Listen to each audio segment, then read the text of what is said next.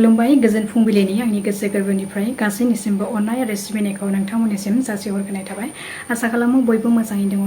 नोंथांमोननि थाखाय आं दिनै मोनसे गोदान खौरां लानानै दिन्थिफैलायबाय। आसा खालामो नोंथांमोना खौरांखौ जोबजासिम खोनासंलांगोन।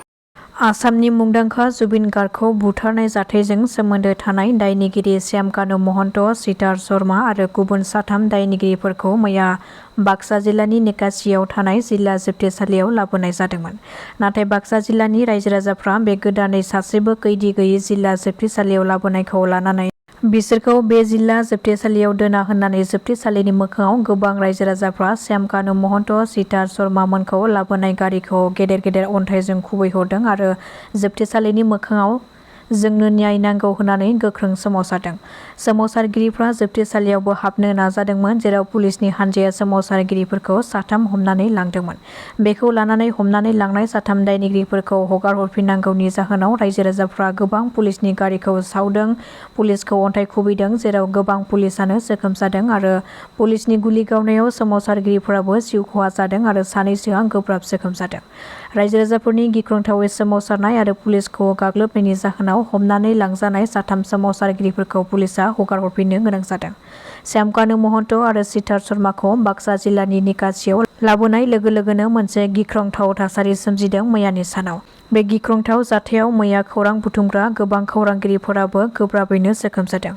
बे गिख्रंथाव जाथायनि थाखाय बाक्सायाव मबाइल इन्टारनेटखौ थाद'नाय गैयै समसिम बन्द लाखिनाय जागोन। माब्लासिम बन्द लाखिगोन बेखौ फोसावनाय जायाखै।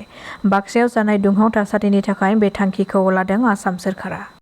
बिटिसिनि गोदान चिफ हाग्रामा महिलारिनि दैदेननाय बिपिएफ दोलोनि गोदान सोरखारा दारांगाजुलि बियाबनि बिजेपिनि एमसिएलए बिजितगोरा नार्जारिखौ नबेम्बर दानाव जानो गोनां बिधान सभा जथुम्मायाव गोरोबलायनायनि गनायथिजों लेङाइ बुंथिगिरि एबा बिटिसिएलएनि डेपुटि स्पिकार महरै थिसननो थाखाय थांखि लादों।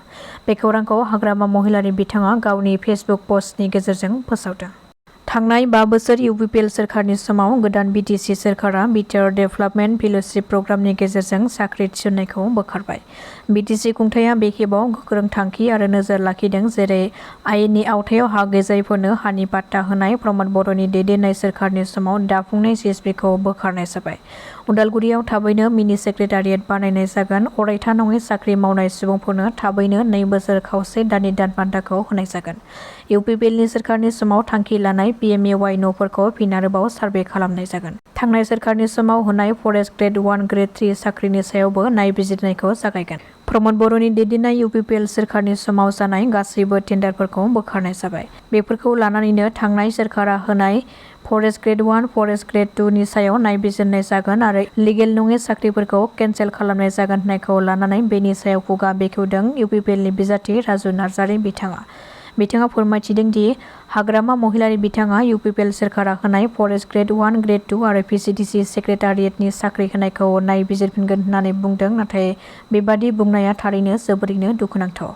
मानोना बेफोर साख्रिफोरखौ जेबो लिगेल नङै साख्रि होनाय जायाखै आरो बै लाइमोनफ्रा दायो साख्रियाव जइन जाबाय। नाथाय दायो बे साख्रि मावखानाय बिथांमोननि सायाव मोनसे हेरेसमेन्ट होनो नागिरफिनोब्ला बेयो थारैनो जोबोर दुखुनांथाव। बेखायनो बिथांमोना जाहाथे जानानै थांनाय खामानिफोरखौ नायाब्लानो गावसोर दायो मा मावनो नागिरदों बेखौ साननायासो बिथांमोननि थाखाय बांसिन गोनांथि। जोंनि इउपिपिएल सोरखारा खमैबो 900सो थार्ड आरो 4th ग्रेडनि साख्रिखौ बिथांमोननो गारबोदों, मानोना जों बेखौ होबोस्लाबनो हायासै। जेराव इउपिपिएल सोरखारनि टेन्युरआ डिसेम्बर दानसिम दंमोन, नाथाय बिसायख'थिया सेप्तेम्बर दानावनो जानानै होनायनि थाखाय थार्ड आरो 4th ग्रेडनि साख्रिखौ होजोबनो हायासै। इन्टारभिउनि रिजाल्ट, टेट क्वालिफाइफोरनि थाखाय खमैबो 1100 फोरोंगिरिफोरनो साख्रि होनायनि थाखाय गासैबो प्रसेसफोरखौ कमप्लिट खालामजोबखाबायमोन। खालि एपइन्टमेन्ट लेटारल' होनो नांसिगौमोन। जायफोर बिथांमोना इलिजिबल प्रपार प्रसेस खालामनानै गोरों-गोरा फोरोंगिरि बिथांमोनखौ कमिटि दाना होनानै बे साख्रिखौ इलिजिबल मानसिफ्रा मोनो, बेखौ गासैखौबो प्रसेस खालामजोबखानानै खालि एपइन्टमेन्ट लेटारल' होनो नांसिगौमोन। बे होनो हायै एपइन्टमेन्ट लेटारखौ जाहाथे दानि गोदान सोरखारा थाबैनो होयो, बेनि थाखाय खावलायहरदों राजु नार्जारि बिथाङा। राजस्थाननि जैसलमेर जिल्लायाव हरखाबै गंसे बासआव हरखाब अर खामनायनि जाहोनाव खमैबो 20 दावबायारिफोरनि जिउ खहा जादों। राजस्थाननि जैसलमेर जिल्लायाव 27 दावबायारिफोरखौ लानानै फैनाय गंसे गावारि बासआव हरखाब अर खामनायनि जाहोनाव खमैबो 20 दावबायारिफोरनि जिउ खहा जानो गोनां जायो। बेजों लोगोसेनो 16आ गोब्राबैनो जोखोम जायो। बे गिख्रंथाव जाथाया जैसलमेरनिफ्राय जधपुरसिम थांनाय बासआ मिलिटारि बादानि साखाथियाव थानाय थायैयुद ओनसोलनि साखाथियाव जादोंमोन होननानै सुलुंनिफ्राय मिथिनो मोननाय जादों। काजिरङायाव हाग्रा रैखाथि आरो सुरां मैहुरारिनि गेजेराव गुलि गावलायनाय जाथाय।